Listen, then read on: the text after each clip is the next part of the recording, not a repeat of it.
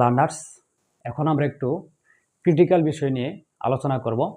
সেই ক্রিটিক্যাল বিষয়টি হচ্ছে, আমরা প্রেপোজিশন ইউজ করার সময় আমরা এই ব্যবহারটি অনেকেই খুব কনফিউশনে পড়ে যাই যে অন অর্থ উপরে, ওভার অর্থ উপরে, অ্যাভাব অর্থ উপরে, কিন্তু কখন কোনটা কিভাবে ইউজ করব সেটা আমরা অনেক সময় জানি না বা বুঝতে পারি না। তবে আজ আমি এই ক্লাসটির মাধ্যমে এই ক্রিটিক্যাল বিষয়টি অত্যন্ত সহজভাবে বোঝানোর চেষ্টা করছি। আশা রাখি এই ক্লাসটির মাধ্যমে এই বিষয় নিয়ে আর কোনো ধরনের কনফিউশন থাকবে না। সেটা হচ্ছে, ওভার অর্থ হলো উপরে।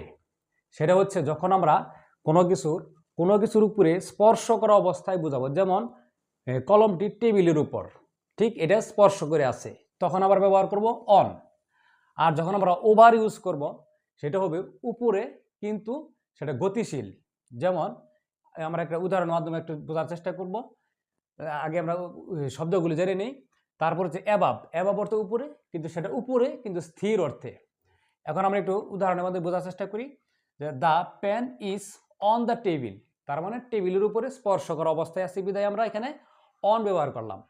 আবার the bird flew over my head, মানে পাখিটি আমার মাথার উপর দিয়ে উড়ে গেল, তার মানে উড়ে যাওয়ার সময় সে একটা গতি গতি গতি বা গতি নিয়ে উড়ে গেছে বিধায় সেখানে আমরা গতির ক্ষেত্রে আমরা ওভার ইউজ করব।